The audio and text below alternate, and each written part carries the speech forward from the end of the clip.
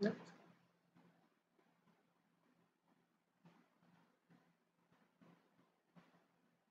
ठीक. भगवान धन्वंतरी आणि माझ्या गुरूंना सादर नमन.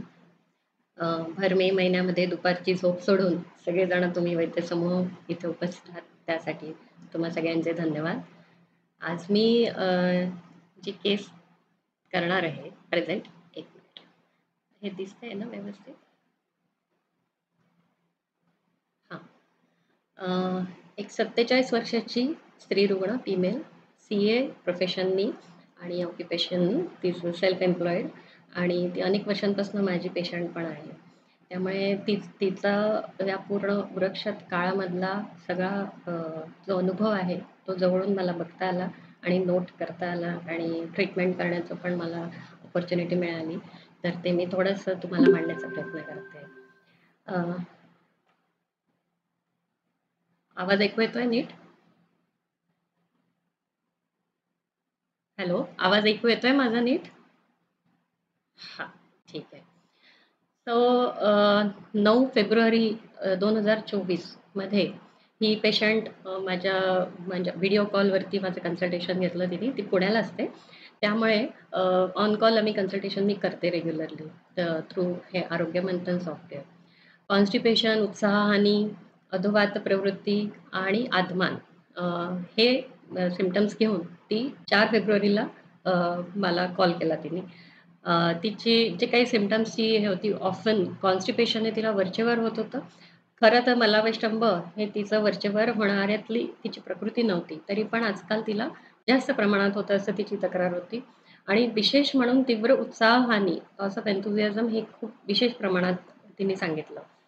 पोटाला फुगारा, मानदुखी हे पण त्याच्यासोबतच होतं. लहानपणीचा इतिहास घेतला तर कांजिण्या झालेल्या आहेत. अ, नंतर हायपोथायरॉइडिझम हे तिला 2022 12 पासून, आणि थायरोनॉम ही गोळी कधी 25, 75, 50 असे ते गोळीचे डोसेस डॉक्टर त्यांचे करत असतात. नंतर कोविड झाला होता 2021 मध्ये, आणि आत्ता नोव्हेंबर 2023 मध्ये तिला न्यूमोनिया झाला होता. अशी ही पास्ट हिस्ट्री घेऊन ती माझ्याकडे आली. तर हे या वेळेला हे जे मलावैष्टंभ आहे हे जरा वेगळ्या पद्धतीने डीप रूटेड कॉज त्याचा अनालिसिस करून ट्रीट करायला पाहिजे असं मला जाणवलं. सो पंचभौतिकच्या पद्धतीनुसार सर आहेतच इथे. सगळं मूळ आणि कुळ शोधत जायचं तसं. तर सुदैवाने यावेळेस माझ्याकडे हा सगळा तिचा प्रवास तयार होता. तो असा मी या टाईमलाईनमध्ये मांडायचा प्रयत्न केला आहे. जून 2020 पासून हा सगळा रेकॉर्ड माझ्याकडे उपलब्ध आहे. त्यानुसार फीवर म्हणजे ज्वर, throat pen, dryness of throat, घशाला कोरड सारखी, आणि कोरडा खोकला, आणि इरिटेशन ऑफ कफ. म्हणजे ती खोकल्याला घाबरायला लागली होती. इथपर्यंत तिला कंटिन्युअस असं खूप येऊन जाऊन औषध घेतलं की बरं वाटायचं. असं होत होत बरेच आम्ही इथे डार्क केलेले आहेत तिथे. ते त्या वेळेला जूनमध्ये, मग ऑगस्टमध्ये, मग सप्टेंबरमध्ये, जानेवारी 2022 पर्यंत काही ना काही तिला तक्रारी होतच होत्या. या दरम्यान तिने एक कोर्स जो ऑनलाईन आणि रात्री उशिरापर्यंत जागून करण्याचा, असा एक स्टॉक मार्केटचा, म्हणजे आता ते फायनान्स मध्ये असल्यामुळे सगळं स्ट्रेसफुल काम असतं, सगळ्यांनाच माहिती आहे. सो बुद्धीचा अति वापर झाला त्या काळामध्ये, आणि मग हे सिम्प्टम्स सगळे कंटिन्युअस होत राहिले टिल 22 डिसेंबर 22 पर्यंत. काही ना काही थोडंफार दर एखाद महिन्यानी फोन येऊन हे असं होतंय, असं सुरू आहे, अशी तिची हिस्ट्री दिसत होती. जानेवारी 23 मध्ये पुन्हा एकदा तिला ड्रायनेस ऑफ थ्रोट, हेडेक, आणि त्यावेळेस मात्र थायरॉइड तिचं 15 पर्यंत पोचल्याचं दिसलं. ते पण त्यावेळेला तात्पुरतं सिम्प्टोमॅटिक ट्रीटमेंट देऊन मी तिला बरं करत होते. ऑगस्टमध्ये थोडी पोटाची तक्रार उद्भवली. तिला कधीही पोटाची तक्रार नव्हती, ती पहिल्यांदा उद्भवली. मग असं करत ह्या दरम्यान जूनपासनं साधारण नोव्हेंबरपर्यंत अजून एक महत्त्वाची गोष्ट म्हणजे तिने अतिशय जास्त प्रमाणात प्रवास केला होता. भारताच्या बाहेर, विशेष करून आफ्रिकामध्ये ती जंगल सफारी करायला गेली होती. नंतर भारतात बंगलोर, पुण्याहून बंगलोर, ठाणे, मुंबई आणि नागपूर अशा अनेक ठिकाणी ती सारखा मुलाच्या गावी असा प्रवास करत होती. तर यानंतर 24 नोव्हेंबरला तिला फीवर जाणवला. 4-5 दिवस झाले बारीक ताप आहे आणि कोरडा खोकला आहे. तर आता माझी औषधं असतात जनरली जी बाहेरगावची पेशंट असतात त्यांच्याकडे आणि त्यांना माहिती असतं की हे घेतलं की बरं वाटतं आणि मग ते घ्यायला लागतं. तसं त्याप्रमाणे तिने ते काही 4 गोळ्या म्हणजे आपले जे रागू वगैरे काही मी दिलं होतं तिला, ते तिने घेतलं. ते घेऊन बरं न वाटून तिने मला 24 तारखेला कॉल केला होता. तर त्यावेळेस तिने दरम्यान थायरॉईड पण चेक करून घेतलं होतं, की कशामुळे असेल वगैरे. तर थायरॉईड ठीक आहे, इट्स ओके. तर पण मी 24ला तिला म्हटलं, की "ठीक आहे, चाटण घेऊनही तुला बरं नाही वाटत आहे, तर तू जवळच्या डॉक्टरांकडे जाऊन आधी हेल्थ चेकअप करून ये." कारण की प्रत्यक्ष तपासणी केल्याशिवाय हे बरोबर नाही निदान असं करणं. तिने रेझिस्ट केलं, की "नाही, मला कुठल्याही ॲलोपॅथीचं औषध घ्यायचं नाही आहे. ऑगमेंटिन तर अजिबात नको." असं तसं अशा पद्धतीने तिने रेझिस्ट केलं. पण असं करत 26ला संध्याकाळी तिचा खोकला इतका जास्त वर्स्ट झाला, की शेवटी तिला मी म्हटलं, की "आता ताबडतोब एक्स-रे करून डॉक्टरांना दाखवण्याशिवाय काही पर्याय नाही." त्याप्रमाणे तिने ते ऐकलं आणि डॉक्टरांनी ताबडतोब चेस्ट एक्स-रे करून लोबर न्यूमोनियाचं निदान केलं. ताबडतोब तिला ज्युपिटर हॉस्पिटल पुण्यामध्ये ॲडमिट करायचा सल्ला दिला आणि तेही तिने खूप रेझिस्ट केलं, की "नाही ॲडमिट व्हायचंच नाही, मला आयुर्वेदिक औषधांनीच बरं व्हायचं आहे." म्हणजे मला इथे हे नमूद करावंसं वाटतंय, की रेझिस्टन्स टू जे काही समोर आलंय त्याला रेझिस्टन्स मनाचा खूप जास्त प्रमाणात होता या केसमध्ये. हे पुढे मी निदानाच्या दरम्यान सांगेन. तर हे नोट करण्यासारखं आणि तिला कसंही करून ॲडमिट करवलं आणि मग नंतर 24 तासामध्ये तिने सांगितलं डॉक्टरांना, की "मला अत्यंत छान वाटतंय, मला घरी सोडा." ती एकदम छान हसत-खेळत अशी दिसली असल्यामुळे डॉक्टरांनी बघितलं, की ठीक आहे, खोकला कमी झाला आहे ते. सोमवारी तिला घरी सुट्टी देऊन दिली. घरी जाऊन IV तुला चढवतो. एक नर्स येईल वगैरे. खुशी-खुशीत घरी येऊन गेली. त्यानंतर 4 दिवस ते IV सुरू असूनही ताप काही केल्या तिचा उतरेना. बारीक ताप सारखा येतच होता आणि मग त्यावेळेस मग तिचा एक्स-रे केला आणि मग त्याच्यामध्ये प्लुरल एफ्युजन दिसलं.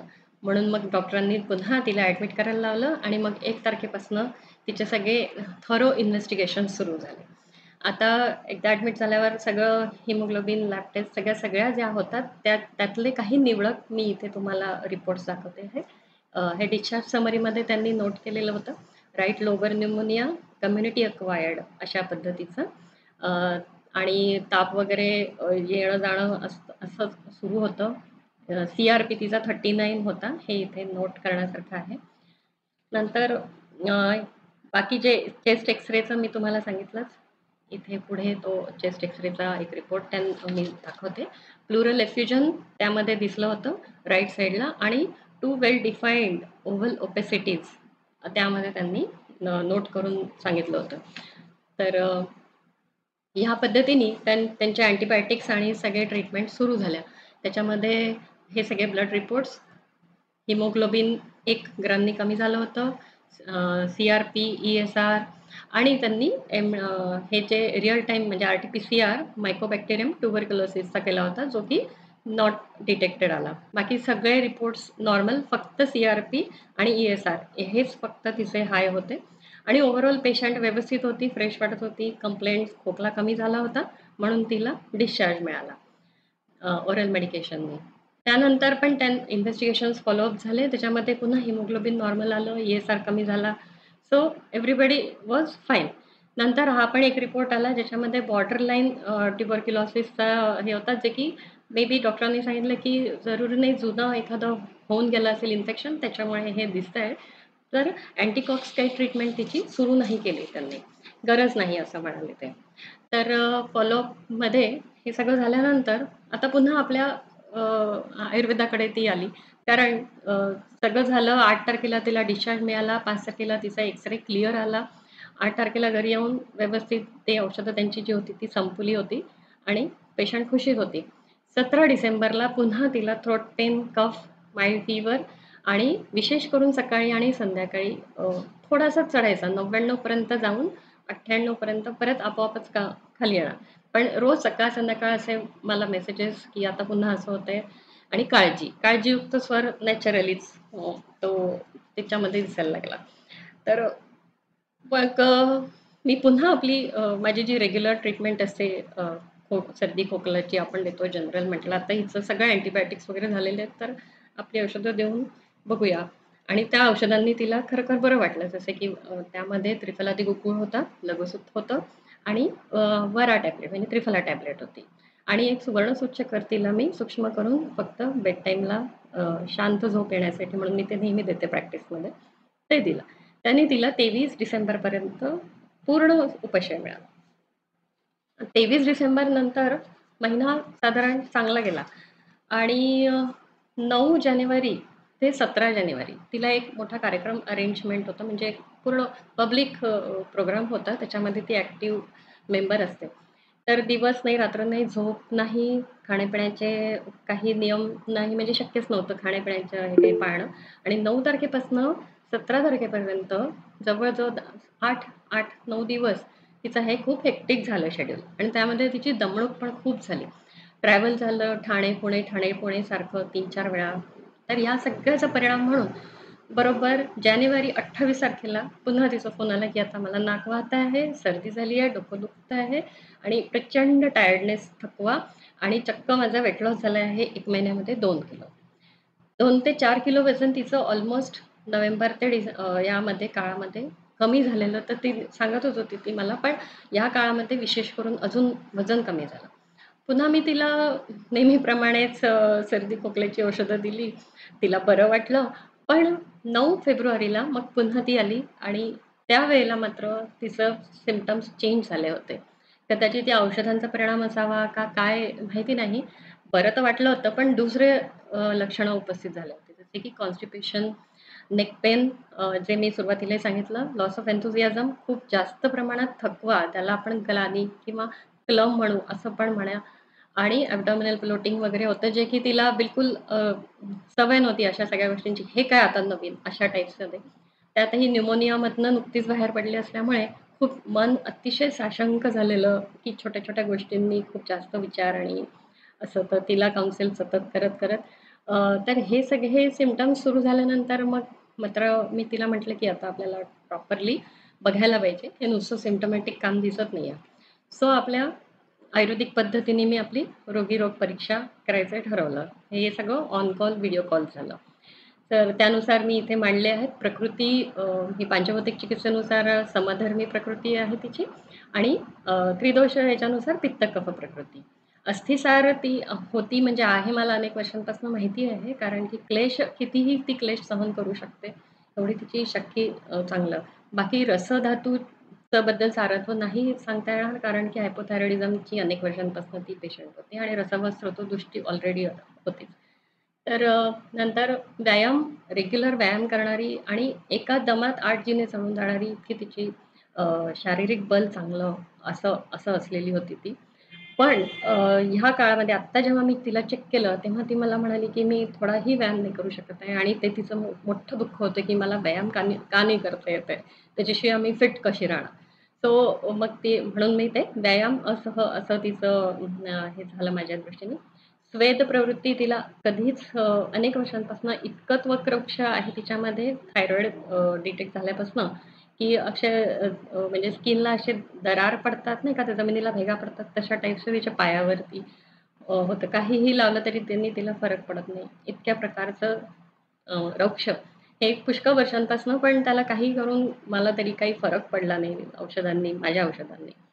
बाकी फूड हॅबिट्स वगैरे तिच्या मराठी ब्राह्मण कुटुंबातली जशी आपली जेवणाची वरण-भात, भाजी-पोळी, चौफेर अन्न व्यवस्थित दोन्ही वेळेचं खाणारी असल्यामुळे काही फारसं बाहेरचं पण खूप म्हणजे पिझ्झा, बर्गर वगैरे अशा काही तिच्या आवडी पण नव्हत्या. तर बाकी द्रवपान, जलपान वगैरे पण असं नाही, की आजकाल ज्या पद्धतीने ती पाण्याची बाटली बाजूला ठेवून पाणी प्यायलं जातं, तसेही काही तिचे नाही. कारण सुदैवाने इतक्या वर्षांचा आमचा सहवास असल्यामुळे तिला एक बरेच आयुर्वेदिक फंडे आपले माहिती आहेत. त्यानुसार ती सगळे बऱ्यापैकी फॉलो करणारी मुलगी होती. तर हे सगळं झाल्यानंतर मांसक्षय मात्र एव्हिडंट दिसतच होता. कारण की न्यूमोनियापासून तिचं जे वजन कमी झालं होतं, त्यामुळे ते सारखं माझं वजन कमी झालंय, मला सगळे कपडे लूज होतात आहे. सो मांसक्षय वॉज एव्हिडंट आणि त्याचा संबंध व्यायामाचे जे बळ तिचं कमी झालं याच्याशी असू शकतो. आणि सगळ्यात महत्त्वाचं म्हणजे हे सगळं असताना सुद्धा ती अजिबात न थकता 8 जिने चढून जाऊ शकत होती. हे तिने मला म्हणजे जाऊन प्रॅक्टिकली दाखवलं, की मी हे व्यवस्थित करू शकते. हां, तिचा आनंदाचा हे होता. पण तिथेच माझं डोक्यामध्ये ते काय म्हणतात ना, अ, काय पेटलं, टिंग झालं, की आता हिने हे करायला नको. न्यूमोनियामधनं ती उठली आहे जस्ट असं. तर त्यानंतर जे आता शकृतग्रह वगैरे अशी हिस्ट्री घेऊन आली ती. कारण अग्निसम्यक षड्रसात्मक आहार घेते आहे. ठीक आहे, तिला मधुर रस आवडत नव्हता. पण वरण-भात, भाजी-पोळीमधनं भात वगैरे हे आपले मधुर रसाचेच आहेत. त्यामुळे अगदी काही मधुर रसाचं वावडं नाही. तर अग्निदीपन मेडिसिन द्यायची मला तर गरज वाटली नाही. पण निद्राल्पता, शकृतग्रह आणि त्वकरोक्ष ह्यामुळे मला शोषव्याधीकडे लक्ष द्यायला पाहिजे असं लक्षात आलं. म्हणजे असं एक जाणवलं. सोबतच तिला 2 महिन्यापासून अनार्तव हे लक्षण होतं. डिसेंबरपासून तिला पिरियड्स आले नव्हते. सो हे एक अ, विशेष करून मला असं जाणवलं, की हे कुठे चाललंय आता? हे सगळे आर्तव धातूपर्यंत पोहोचतंय म्हणजे हे पाठीमधले सगळे रस, रक्त, मांसपर्यंत रसाचं शोषण आणि वृक्षगुण वाढत चाललेला दिसतोय आणि व्याधिबल म्हणजे व्याधीनंतर पूर्ववत स्थितीत अजून यायचीच होती ती. तर या सगळ्याचा परिणाम म्हणून मग सत्वबल नॅचरली तिचं कमी झालं. कारण आधीची जी सत्वबल काहीही करण्याची धमक असलेली ही मुलगी, आता साधं घरातनं कामाच्या जागी जायचं झालं तरी पण तिला भीती वाटायची, की आता ट्रॅफिकमधनं जायचं कसं? म्हणजे आपले जे चरकातले सत्वबलाचे जे आहे भय, व्याधी वगैरे, तर त्यानुसार मी असेसमेंट करते. तर त्यानुसार माझा हा क्वोशंट आलाय अवर सत्व असा. आणि त्यात घरून काम पण फ्रिक्वेंट ट्रॅव्हल आणि खूप जास्त वेळ स्क्रीन टाईम हे तिच्या लाईफस्टाईलचं विशेष वैशिष्ट्य. आणि त्यानंतर कधीही झोपेची तक्रार नसलेल्या मुलीला हळूहळू झोप कमी होत गेली. निद्राल्पता, मला झोपच येत नाही किंवा सकाळी उठून खूप लवकर जाग येते आणि मी टक्क जागी राहते. 3 वाजता उठून मी जागी राहते. हे प्रॉमिनंटली तिने मला सांगितलं. तर बाकी आपलं अष्टविधमधले जिव्हा शब्दस्पर्श वगैरे तर शक्य नव्हते कारण मी फिजिकली चेकअप तिला केला नव्हता. पण बाकी तिचं BMI, BMR हे वेट वगैरे यानुसार मी जे काही म्हणजे अनुमान केले ते इथे मी लिहिले. आणि रजाची हिस्ट्री घेताना ते एक नक्की दिसलं, की 40 दिवसांपासून डिले कधीही तिला डिले नव्हता. दर 21 दिवसांनी पिरियड येणारी मुलगी आणि स्कॅन्टी फ्लो म्हणजे बऱ्यापैकी ओके फ्लो असलेली. पण तिला पिरियड्स आले नव्हते. सो अनार्तव हे एक लक्षण विशेष करून मग तिथे मी नोट केलं. याच्यानंतर मग आपल्या पद्धतीने हेतूंचा विचार केला, तर लक्षात आलं की व्याधीपूर्व बलची जी आपली प्राप्ती केल्यानंतर चिकित्सा पूर्ण होते, ती पूर्ण झालेली नाही आहे, हे एक मला जाणवलं. नंतर अशा अल्पबल अवस्थेमध्ये तिने व्यायाम केला. नंतर निद्रा वेग धारण कारण की त्या ज्या कार्यक्रमाच्या दरम्यान 10-12 दिवसांचं तिची झोपेचं पूर्ण खोबरं म्हणतात तसं रात्री 1-2 वाजता झोपणे आणि सकाळी 3 वाजता उठून पुन्हा कार्यक्रमासाठी तयार होणे. तर हा खूप जास्त प्रमाणातला रुक्षता निर्माण करणारा काळ मला वाटला. नंतर त्या ह्यानी प्रवास आणि क्षुधावेगाचं आपोआपच कारण तुम्ही कुठल्या कार्यक्रमात असता तर शक्य नाही तुम्हाला सगळ्या खाण्यापिण्याच्या वेळा पाळणं. आणि अतिचिंतनशील स्वभाव कारण की मुळात बुद्धिवादी मुलगी त्यामुळे डोक्याला जे मिळेल त्याचा विचार करण्याची सवय बुद्धिमत्ती सगळ्यांनाच असते. त्यात डोक्याला खाद्य नसेल तर वेगवेगळ्या प्रकारच्या चिंता नॅचरलीच केल्या जातात सगळ्यांकडनं. आणि सोबत हायपोथायरॉइडिझमचा जीर्ण इतिहास म्हणजे रसवह स्रोतदृष्टी आणि तज्जन्य धातुक्षयाची पुढची पाया हा बरोबर असा मला दिसायला लागला. असं जस्ट असं जाणवलं. सोबत मंदज्वर, मुखक्षोभ हे विशेष करून बरेचदा तिने मला सकाळी उठून फोटो पाठवलेत, की बघ माझ्या चेहऱ्यावर माझे थायरॉइड वाढलाय, माझ्या चेहऱ्यावर सूज येते.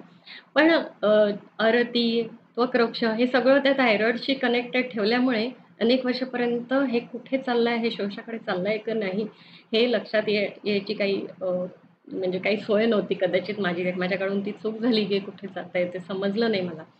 सो चिंता, अरती, अस्वस्थता, अत्यंत अस्वस्थता हे सगळे तिचे लक्षणं मला होते माहिती होते. पण ते मग नंतर आता जास्त दिसायला लागले. लक्षणं तर मी सांगितलेच आहे.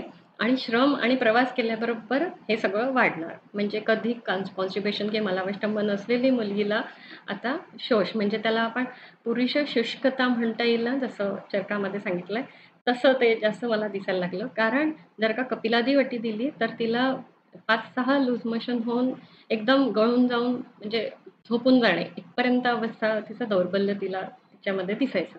सो हा एक शोषाचा प्रकार असावा, असं म्हणून मी एक प्रोव्हिजनल संप्राप्ती बनवली, की हा कफवातप्रधान ज्वर होता आणि त्याची पूर्ण निवृत्ती झाली नाही. तो जीर्ण झाला कारण त्यानंतरही माईल्ड फीव्हरची तिचे 3 वेळेला मीच ट्रीट केले होते.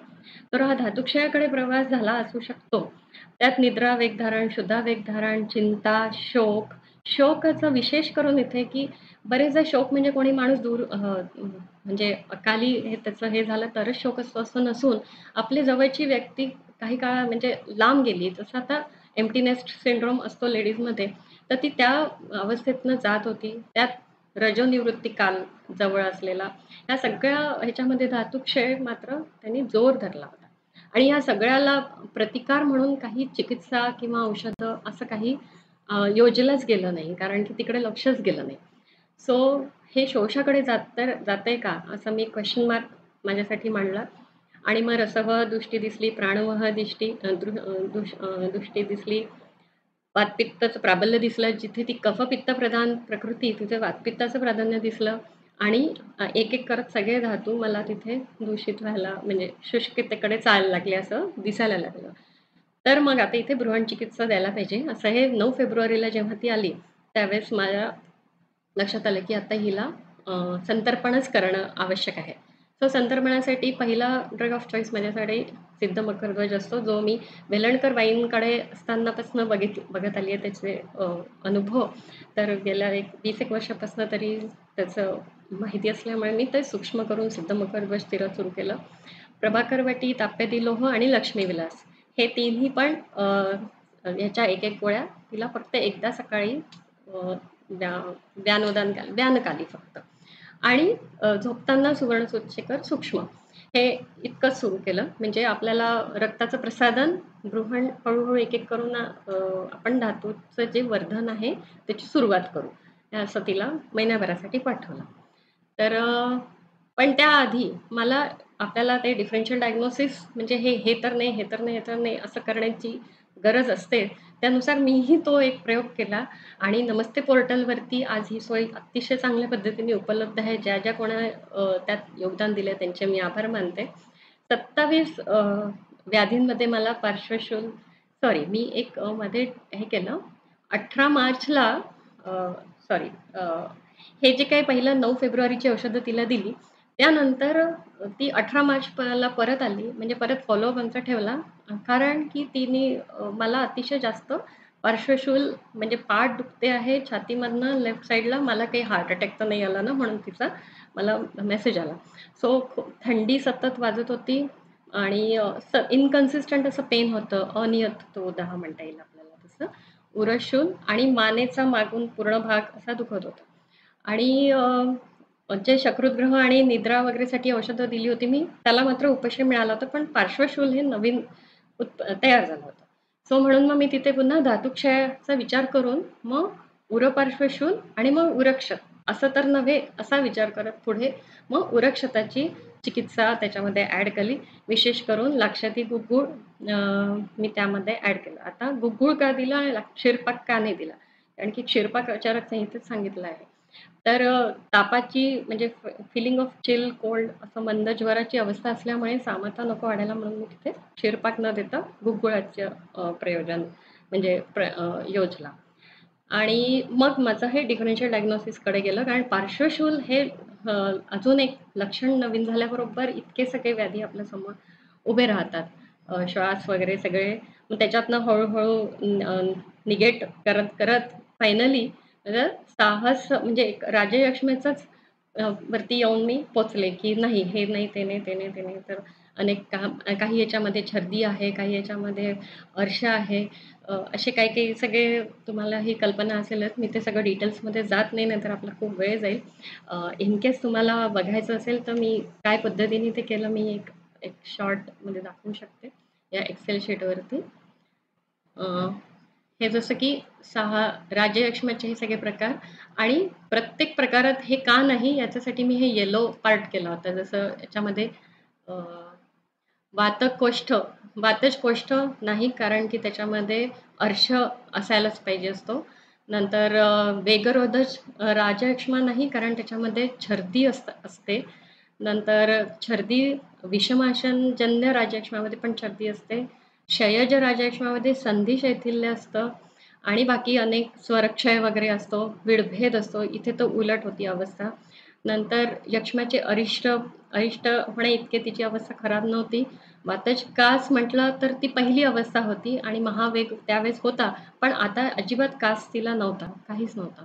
आणि सशोणित सरक्त ठिवन पण तिला नव्हतं, जे की क्षतज कासचं लक्षण आहे. मग श्वासचं पूर्वरूप तर ब्रेथलेसनेस नव्हता, ती 8 जिने चढून येत होऊ शकत होती. वातज शूल म्हणावा तर तीव्र शूल अशा प्रकारात तिचा नव्हता. सिव्हिअर असं माइल्ड पेन पण कंटिन्युअस पेन. पार्श्वशूल म्हणावा तो फक्त पार्श्वशूल नव्हतं कारण त्याच्यामध्ये अनन्नाभिलाषा तिला नव्हती. भलेही मलावष्टंभ होता पण तिला अनन्नाभिलाषा नव्हती आणि वस्ती निस्तोध नव्हतं, कृच्छ्र श्वास नव्हता, सिव्हिअर डिस्ट्रेस नव्हता. सो हे पण सगळे रूल आउट झाले. मूत्रशूल म्हणाल तर तिला डिस्युरिया नव्हता. वातजमधात ते म्हणावं तर तिला ॲडिक्शन कुठलेही नव्हते.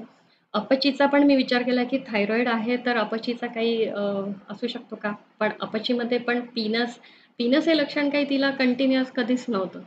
आणि आता कासही नव्हतं, छर्दी तर कधीच नव्हती. मग गंडमाला ते पण त्याच्यात पण छर्दी असते ते पण नव्हतं. कोष्ठ अभिघात ते पण नव्हतं कारण रक्तपूर्ण म्हणजे काही ट्रॉमाची हिस्ट्री पण नव्हती. वमनाचं व्यापत नव्हतं. नंतर परिहार काळाचं म्हणजे उंच उच्चैर भाषे म्हणतात इथे लिहिलेलं आहे तसं असे काहीही नव्हते. मग सगळ्यात जास्त मॅच झालं ते साहसज राजयक्ष्मामध्ये. सो हा जो ग्रीन बेल्ट आहे हा पूर्ण ग्रीन बेल्टमध्ये मी वाचून दाखवते, दिसणार नाही असेल बहुतेक. शिरशूल कंठोध्वंस हे लक्षण जेव्हा ती ॲडमिट होती तेव्हा अजिबात तिला बोलता येत नव्हतं. एकही अक्षर ती म्हणजे पूर्ण 4 दिवस ती मौन पाळून होती. अरुची अधूनमधून तिला अरुची होती पण फार नाही. नंतर हे लक्षण होतं कफ स्टिवन, सशोणितम नव्हतं, इव्हन स्टिवनच नव्हतं. कास मात्र होता, स्वरभेद होता, पार्श्वशूल, वरचं जृंभा, ज्वर होतं, उरोरुज होतं, अंगमर्द होतं. नंतर स्वरसाद मात्र नक्की होतं की स्वर क्षीण झालेला म्हणतो तसा. श्वास नव्हता, प्रतिशय दौर्बल्य. तर मेजॉरिटी ह्या ग्रीन बेल्टमधले सगळे होते. त्यामुळे मग मी असं साहस केलं की आपण हिला साहसज राजयक्ष्मा असं डायग्नोसिस करून ट्रीटमेंट सुरू करावी. सो मग त्यानुसार मी ही ट्रीटमेंट दिली जी माझी रेग्युलर असते. 9 तारखेला आली होते तेव्हा मी सांगितल्याप्रमाणे बल्लयोग असं मी त्या 3 गोळ्यांचं नाव एकत्र देतो त्याला आम्ही बल्लयोग म्हणते. सिम बल्लयोग. झरफर नावाची एक रक्तवर्धन हिमोग्लोबिन वाढवणारी एव्हीएन कंपनीची आहे. ती मी रेग्युलरली माझ्या ह्याच्यात वापरते. हिमोग्लोबिन जरी व्यवस्थित होतं तरी रक्तप्रसारण मला अपेक्षित होतं म्हणून मी ते त्यात ॲड केलं आणि कांचन म्हणजे सुवर्णसूतशेखर सूक्ष्म. हे झाल्यानंतर तिला पार्श्वशूलवाली हे घेऊन ती परत माझ्याकडे आली होती. त्यानुसार मी आता 18 तारखेला त्याच्यामध्ये लक्षाधिक गुळ ॲड केलं. बाकी सगळी औषधं तशीच. ह्या प्रमाणात मी सांगितल्याप्रमाणे दिली. व्यानोदानकाली, सकाळी उपाशी पोटी सिद्धमकरध्वज हे असं सगळं लिहून ही आमची स्टँडर्ड हा माझा फॉर्मॅट असतो. तो मी इथे फक्त शेअर केला आहे. पथ्यामध्ये स्पेशली पथ्यामध्ये मी तिला फोकस करायला सांगितलं होतं की झोपेची वेळा तुझी एकदम व्यवस्थित पाहिजे. 10 ते सकाळी 6 पर्यंत झोपलं पाहिजे. मेडिटेशन मस्ट आहे.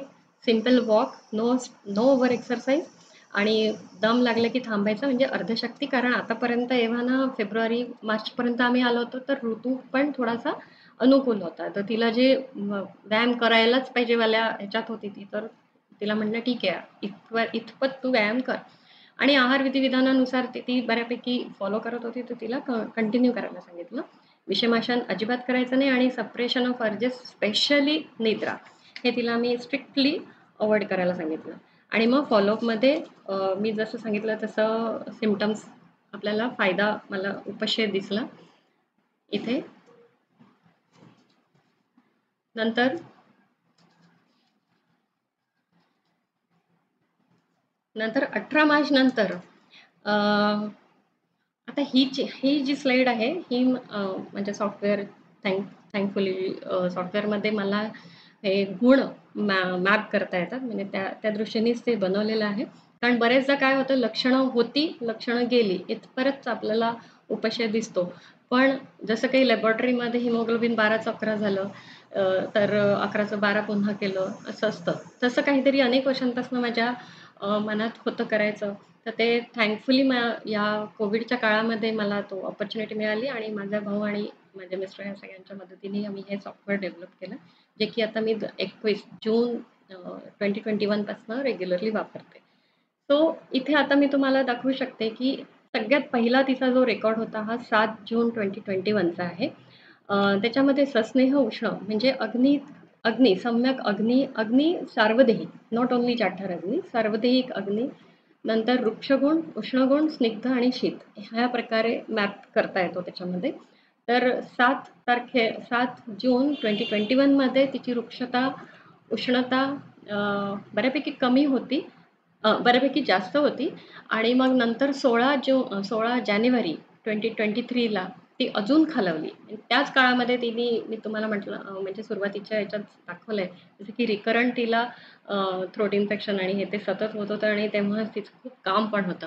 तर हळू तिचा अग्नी कसा मंद होत गेला. अग्नी म्हणजे सार्वदेहिक बल, अग्निबल असं. आणि 24/11/2023 च्या दिवशी दॅट वॉज 45.71 म्हणजे अ, बऱ्यापैकी कमी, खूपच कमी माझ्या ह्याच्यानुसार ऑब्झर्वेशन्सनुसार. मग ह्यानंतर त्यांची जी ॲलोपॅथी ट्रीटमेंट सगळी झाल्यानंतर 9 तारखेचं जे आहे, तो तो हा आहे 51%. त्याच्यानंतर 9 तारखेनंतर 18 तारखेपर्यंत 66% वरती गेलं औषधांनी. वृक्षता बऱ्यापैकी कमी झाली 15 वरून, म्हणजे आधी 22 वर होती, मग 15 वर आली आणि मग 4 वर उतरली. नंतर उष्णगुण पण 18 वरून 9 जवळ-जवळ 9.52 वर आला. तर अशा पद्धतीने याच्यामध्ये आणि सोबतच हे स्निग्ध आणि शीतगुण मात्र जसे आहेत तसे राहिले, जे की तिचं प्रकृतीस्थ आहेत ते. तर हा सस्नेह उष्ण मध्ये मला तो फायदा दिसला. 24/4चं लेटेस्ट तिचं असेसमेंट केलं होतं त्याच्यामध्ये हे आणि कालच ती येऊन गेली त्याच्या असेसमेंटचा मला फोटो नाही पाठवता आला. पण काल हा 66 71 पर्यंत गेलेला मला दिसला. तर ते इथे मी आता शेअर नाही करू शकली. सो इथे मी सांगू शकते, की हा जो मार्क म्हणजे डिक्रीज इन हे आहे, तो म्हणजे स्वास्थ्य आणि समयोगाकडे तिची वाटचाल हळू आपल्या औषधांनी सुरू झाली होती. तर फेब्रुवारी टू एप्रिल आणि नंतरचे हे मी सांगितले. आता हा जो वेलनेस कोशंटचं डॉक्टर शालिनींनी आधी सांगितलं, त्यानुसार हा वेलनेस कोशंट म्हणजे ही जी लाईन डार्क रेड कलरची लाईन आहे, ही वेलनेस कोशंट मी त्याला असं नाव दिलंय, त्याला हेल्थ कोशंट. ही लाईन जशी-जशी वर-खाली होते, त्यानुसार व्याधीचं बल वाढत जातं. म्हणजे ही लाईन चांगली स्ट्राँग असेल, तर व्याधी बल कमी असतं आणि वेलनेस कोशंट खालावला, की व्याधी बल वाढतं. हा माझा म्हणजे आता गेल्या 3 वर्षातला जो काही डेटाचा एनालिसिसचा अभ्यास आहे त्यावरून मी हे सांगू शकते. तर त्यानुसार हे जे जून आणि जानेवारी मध्ये सगळ्यात जास्त तिच्या शारीरिक घडामोडी घडलेल्या दिसत आहे. जिथे क्षयाकडे सगळी वाटचाल झालेली आहे. जसं की निद्रा जरी त्यावेळेस सम्यक होती, पण तिचं लाईफस्टाईल थोडीशी तिने सुधारली होती. की मी तिला सांगितलं की वेट लॉसकडे जास्त लक्ष द्यायचं नाही, व्यवस्थित खाणं-पिणं जरुरी आहे वगैरे, वगैरे. स्वेद मात्र जसा होता तसाच वृक्ष तसंच राहिलं. सत्वबल तिचं वरून खाली आलं आणि हा वेलनेस कोशंट पण सुरुवातीलाच इथेच पायाभरणी त्या शोषरोगाची किंवा उरक्षताची झाली असावी, असं मला आत्ता या ग्राफकडे बघून वाटतं. मग नंतर जानेवारी 23 पासनं नोव्हेंबर 23 पर्यंतच्या काळामध्ये तिचं सगळं झालं. फेब्रुवारी माझ्याकडे येईपर्यंत सगळे पॅरामीटर्स जैसे थे इथे दिसत आहेत. एक फक्त हे हे जे हे आहे निद्रा, ही निद्रा मात्र खूप जास्त प्रमाणात अफेक्ट झाल्याचं दिसतंय. म्हणजे 3.25 वरून निद्रा एकदम डाऊन झाली 2 वरती. म्हणजेच याचा अर्थ निद्राल्पता सिव्हिअर आणि तज्जन्य वृक्षता उत्पन्न झाली किंवा वृक्षतेमुळे निद्रा कमी झाली, दोन्हीही म्हणू शकतो. तर स्ट्रेस आणि याचा परिणाम. ह्यानंतर फेब्रुवारीपासून मग हे सगळे ग्राफ पुन्हा बॅक टू हळू टुवर्ड्स समस्थिती दिसायला लागले. सो इथे तुम्हाला दिसू शकेल, की हा वेलनेस क्वोशंट पण मार्चपर्यंत चढला आणि आता मार्चपासून तो स्टेडी आहे. मग अजून पुढे ट्रीटमेंट करत राहावी लागणार आहे. सो इन अ नटशेल साधारण निद्राचा जो क्वोशंट होता, तो धातुक्षयाच्या अवस्थेवरून बृहण चिकित्सेने स्टेबलवर आला. स्वेद अप्रवर्तन किंवा त्वक जे होतं, ते मात्र काही त्यामध्ये बदल झालेला नाही. म्हणजे अजूनही रसाचं जी आपूर्ती त्वचेपर्यंत जायला पाहिजे असते, ती नाही होत आहे मला तिथे दिसतं आहे.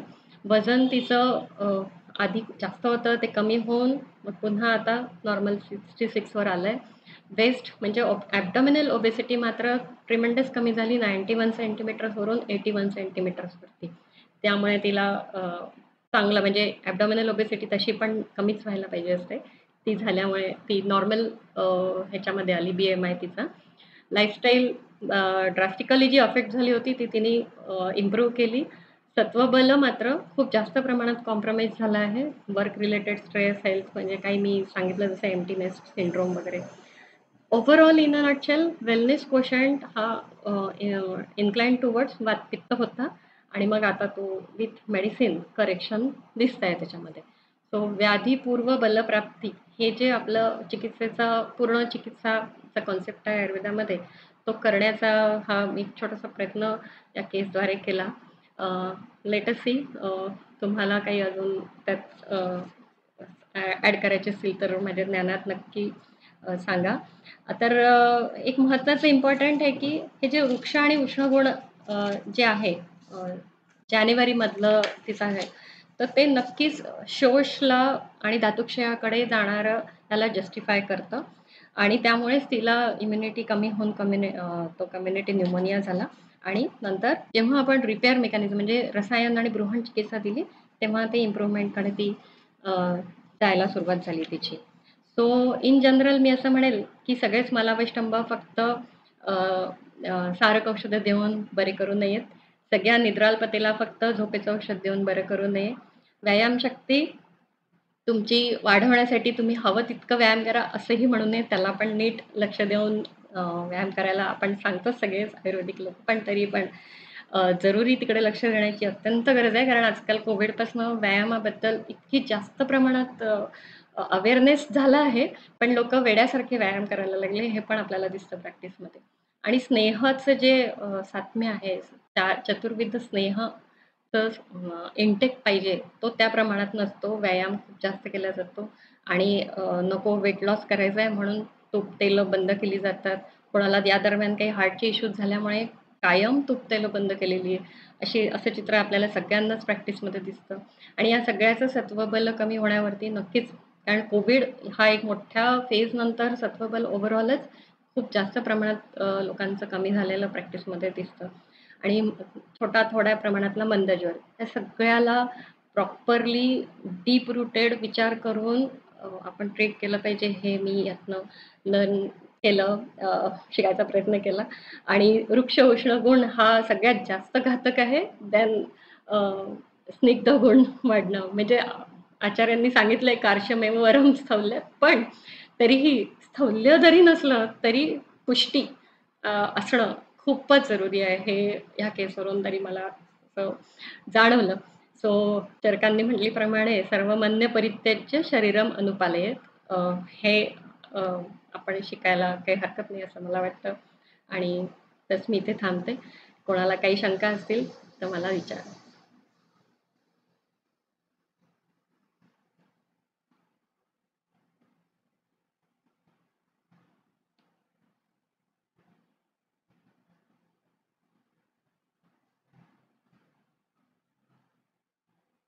हो, हो. नक्की सर. मी म्यूट करते स्वतःला.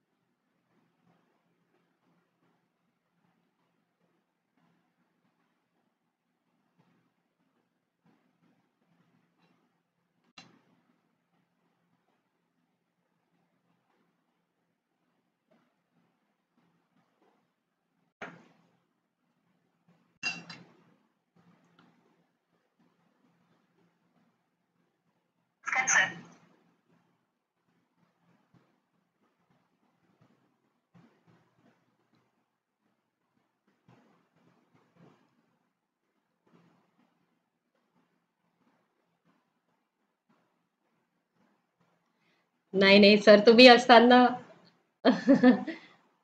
आम्हाला काहीतरी तुमच्याकडनं शिकायला मिळेल काही.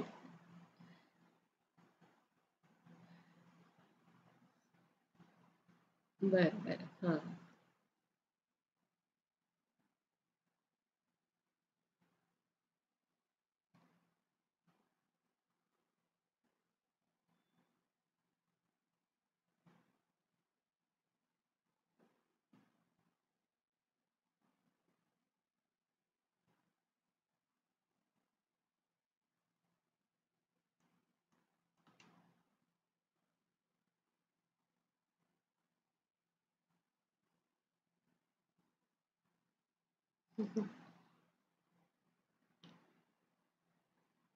कोणाला काही शंका असेल?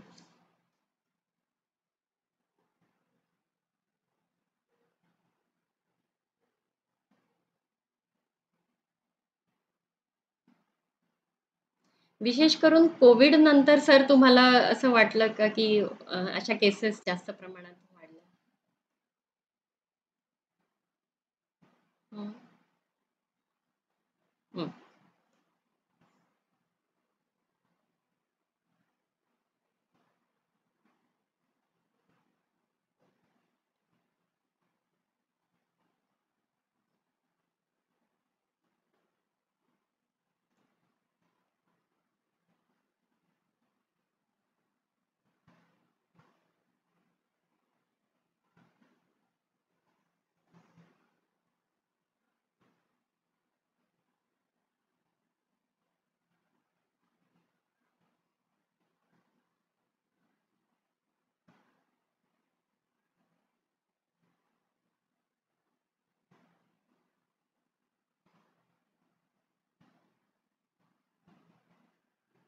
ओके.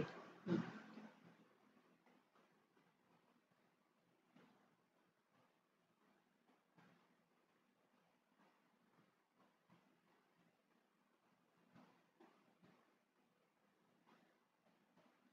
नाही पंचकर्म काही केलं नाही मी. कारण एक तर पेशंट पुण्याला होती. अरे एक हां, हां. नाही यामध्ये पंचकर्म काही केलं नाही. गृहण चिकित्सा करत असताना मला गरज वाटली नाही. आता मी तिला ॲडवाईस करीन प्रवृत्त ऋतूमध्ये, की बस्ती करून घेऊ म्हणून. अदरवाईज काही गरज वाटली नाही मला. तशी पंचभौतिक चिकित्सेमध्ये पंचकर्माचा विषय थोडा नंतरच येतो. आधी चिकित्सा दिल्या जाते. ते सरांनाही माहिती आहे. त्यामुळे ताबडतोब आधी पंचकर्माचं काही करावंसं नाही वाटलं मला. फक्त स्थानिक स्नेहन मी तिला सांगितलं होतं उग्र पार्श्व चे ते ती रेग्युलर करत होती. अंघोळीपूर्वी तेल लावून अंघोळ करायची एवढं मी तिला पूर्ण शिशु ऋतू काळामध्ये सांगितलं ते तिने फॉलो केलं होतं.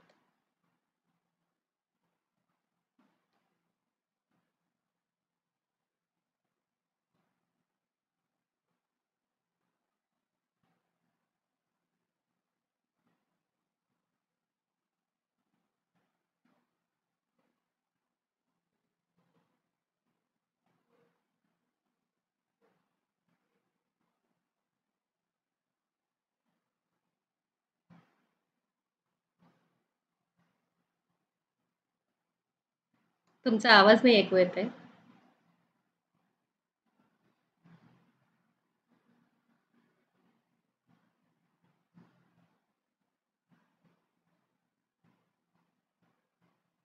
हां, बोला.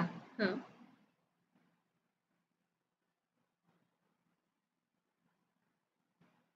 येतोय. हो, हो. आवाज ऐकू येतोय?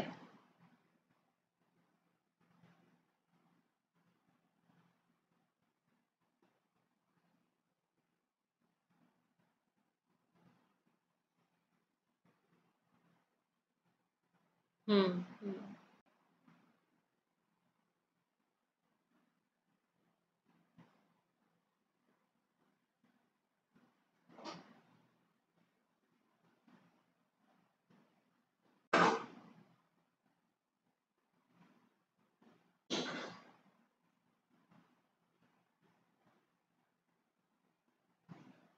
हं.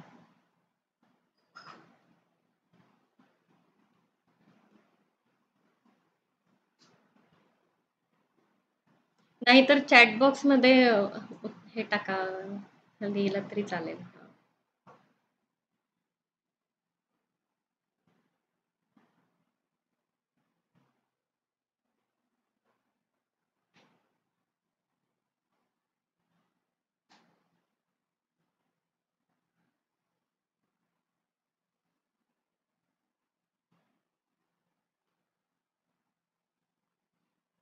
हां, बोला.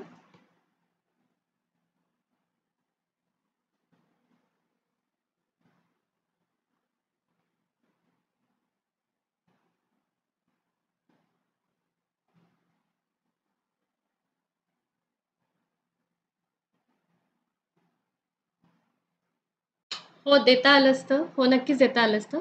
पण सुवर्ण सरस्वती आपलं सुवर्ण सूतशिखर माझं सूक्ष्म तिच्याकडे ऑलरेडी होतं. तर तिने ती काय दुसऱ्या गावात राहून ट्रीटमेंट केल्यामुळे जी औषधं तिच्याकडे होती, ती ताबडतोब आधी सुरू केली. त्याने तिला उपायशय मिळाला. म्हणून मग मी ती तशी कंटिन्यू केली. पण आता रिसेंटली कालच्या असेसमेंटमध्ये मी तिला अ, हे सहस्त्रपुटी अभ्रक भस्म आणि मौक्तिकयुक्त कामधुधा सुरू केलं, सूक्ष्म केलेलं. कारण उन्हाळा आणि तिचं वृक्ष उष्णगुणामध्ये अजून वाढ नको व्हायला त्या दृष्टीने. आणि लंग्सला बल्य, फुफ्फुसांना बल्य म्हणून. ठीक आहे. संप्राप्ती प्राणापासून अपानाकडे. येस, प्राणापासून अपानाकडे. कारण ती सगळ्यात महत्त्वाचं म्हणजे मनोवैचित्र्य किंवा अ, मनोदौर्बल्य नाही म्हणता येणार. खूप जास्त प्रमाणात चिंता, छोट्या-छोट्या गोष्टींची अ, हे खूप जास्त प्रकर्षाने तिच्यामध्ये होतं रादर दॅन अपानाचं अ, गतीय अवरुद्ध होणं किंवा मला वैष्ठंभ होणं. प्राणापासनं मला उलट्या दिशा म्हणजे असा खाली येऊन मग मला वैष्ठंभ हे चिन्ह दिसलं. तोवर नव्हतं.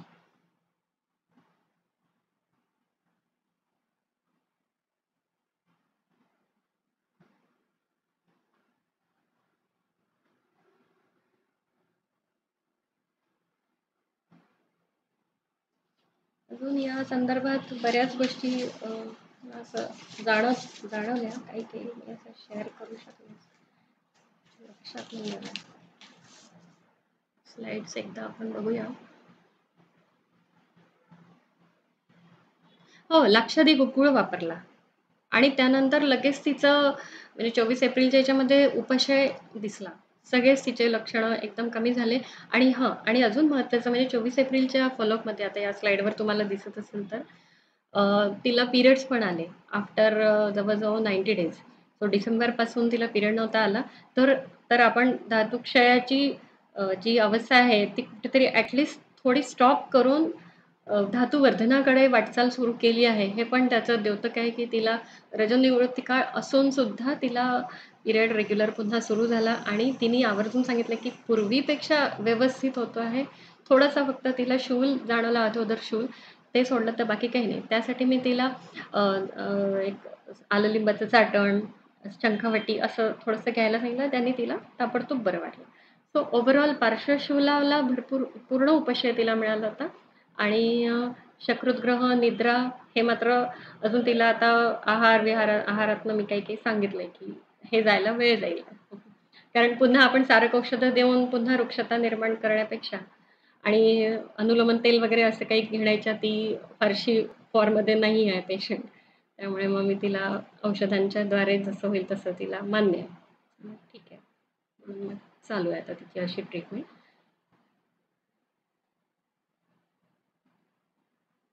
नक्की करू शकतो. विद्रूमचा वापर नक्कीच करू शकतो. विद्रूम किट्ट पंचभौतिकमधलं ह्यासाठीचंच आहे ज्ञानोदानकाली देण्याचं आणि त्याला पर्याय म्हणून मी प्रभाकरवटी हे वापरलं आणि याचं सगळं श्रेय ॲक्चुअली वैद्य माधव भागवतांना आहे. कारण जवळ-जवळ 3-4 वर्षापूर्वी मला असं एकदम रसक्षयाची लक्षणं झाली होती. त्यावेळेस माधव भागवत सरांनी मला प्रभाकरवटी, लक्ष्मीविलास आणि ताप्याती दिलं होतं. आणि मग ते माझं पण ते अत्यंत आवडीचं पल्लव होऊन गेला तो आणि तो नक्की काम करतो. त्यांच्याच कंपनीचं मी ते वापरते नेहमीच. सो म्हणून मी ते हँडी होतं म्हणून ते दिलं. विद्रूम किट्ट पण देऊ शकतो. ते पण असंच काम करेल. परिपाठादी काढा आहे तो पण म्हणजे विचार आहे माझा परिपाठादी तिला सुरू करू शकतो जर का मला वैष्णवाची तक्रार तिची नाही दूर झाली तर. पंचभौतिक चिकित्सेतले जिंगी शारदी आहे, परिपाठादी आहे, रजनी योग आहे. हे सगळे जसे दिल्या जातात तसे हे इथे देऊ शकतो. सगळे ड्रग ऑफ चॉईसेस आहेत. मुख्य फोकस आपला वृक्ष उष्णता कमी करणे आहे आणि स्निग्धता अतिप्रमाणात न वाढू देणे. हा एक आहे आणि सस्नेह उष्ण हा जो अग्नीचा गुण आहे. म्हणून याच्यामध्ये नेहमी ग्राफमध्ये हा सस्नेह उष्ण इज सार्वदैयिक अग्नी. फक्त जाठर अग्नीचं मॅपिंग नाही होत त्याच्यामध्ये. तुमचं पूर्ण लाईफस्टाईल, खाणं-पिणं इन्क्लुडिंग स्क्रीन टाईमपासून सगळं तुमचं दिवसभरातलं काय जसं फिटनेस ते हे असतात ना आपल्या फिटनेसचे काय डिव्हाइसेस असतात, ते कसं तुमचं मॅप करतं. तशा पद्धतीचं हे सॉफ्टवेअर दिवसभराचा पूर्ण हे मॅप करतो आणि त्यातनं मग हे गुण प्राधान्य आपण एक्स्ट्रॅक्ट करतो. तर ह्याच्यावरती फोकस करणं जरुरी आहे. पण त्याप्रमाणे मग मी ट्रीटमेंट देते. याच्यात फारशी पथ्य पण मी काही नव्हती सांगितली. दही तसं नाही आपण सांगत, ते तिला माहिती असल्यामुळे दही खाण्याचा प्रश्न नव्हता. आणि ट्रीटमेंट सारखी काही बदललेली नाही. जी आधी पहिल्या दिवशी दिली तीच चालू आहे. उपाय मिळतो आहे. असं या पद्धतीने अजून कोणाला काही असेल, नाहीतर मग थांबूया. हो. हो. हो, तिला मोशन एकदम होतात. तिला नेहमीच आधीपासूनच तिला पटकन विरेचन होतं. अरगवत कपिला देऊन, म्हणजे स्नेहविरेचन असूनही पण. त्यामुळे तिला मी दिलं नाही आणि जिथे आपल्याला क्षयाचा विचार करतोय आपण, तिथे यत्नेन संरक्ष पुरुषम हे आपलं सूत्र असल्यामुळे तारक औषधं कुठलेही दिले नाहीये.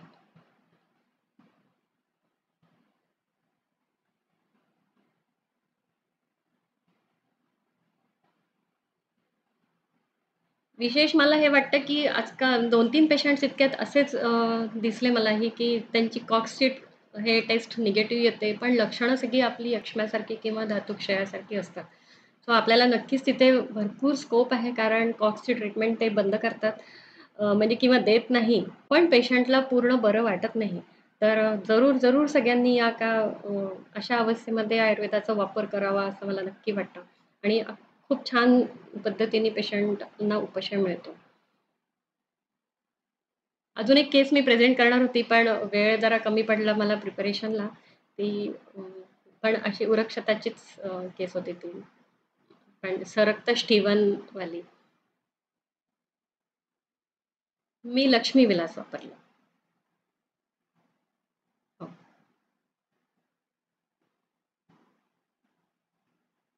ट्रीटमेंटचं हे देऊन देते मी.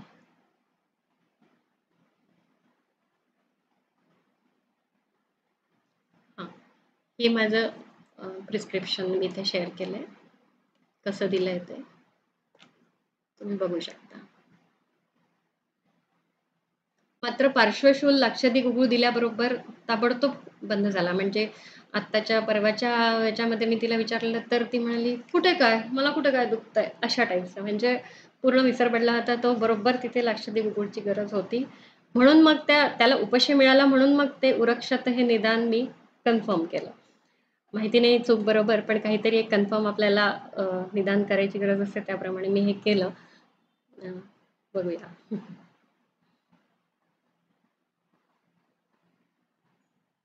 हो, चंदनबाला लक्षाधी तेल तिला मी स्नेहनासाठी वापरायला दिलं होतं. अंघोळीच्या आधी तेल लावून अंघोळ करायची असं सांगितलं. आता तिने बंद केलं तसं करणं, कारण जेव्हा दुखतं तेव्हाच पेशंट्स करतात, अदरवाईज नाही करत. खोकला होतो तेव्हा ती करायची. आता दुखत होतं तेव्हाही तिने केलं. पण आता गेल्या महिन्याभरात तिला गरज नाही पडली आणि उन्हाळा पण वाढला तर तिने ते तेल लावणं बंद केलं. पण त्याचा पण छान उपयोग होतो. लक्षाधी तेल, चंदनबाला लक्षाधी पण दोन्ही. थोडक्यात जिथे-जिथे वृक्षता कमी करणारं आपलं औषध असेल, तर ते नक्कीच त्याचा फायदा आणि खूप फास्ट फायदा होतो. म्हणजे खरं तर पाहिलं तुम्ही तर खूप कमी वेळामध्ये हा उपशय आपल्याला दिसतोय पेशंटमध्ये. फक्त हेतू सेवन सतत सुरू राहणं हा एकच मोठा प्रॉब्लेम आहे. कारण पेशंटला प्रवास करावा लागतो कामानिमित्त, प्रोफेशनल असल्यामुळे आणि बोलणं आणि स्ट्रेस. आता स्ट्रेस मॅनेजमेंट हा एक प्रोग्राम मी तिला अगदी गांभीर्याने घ्यायला सांगितलं आहे. म्हणजे पुन्हा धातुक्षयाकडे जाणार नाही. असं बघत राहील. म्हणजे आता या डेटानुसार ऑब्झर्वेशन सतत सुरू राहतील.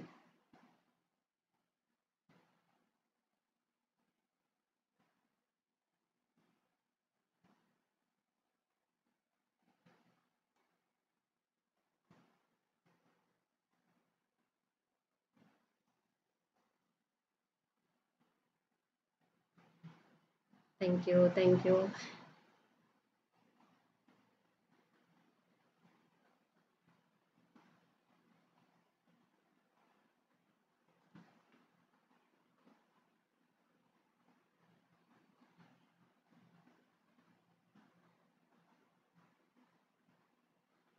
Thank you. आणि आयुर्वेद व्यासपीठ ठाणेचे खूप खूप आभार. मला थोडा वेळ दिला आणि अपॉर्च्युनिटी दिली त्यासाठी सगळ्या टीमचे पूर्ण पूर्ण टीमचे आभार. खूप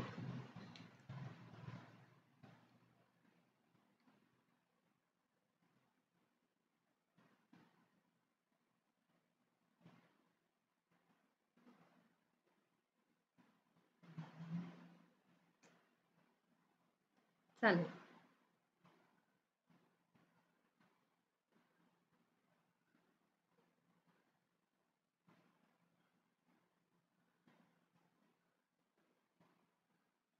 नमस्कार. धन्यवाद.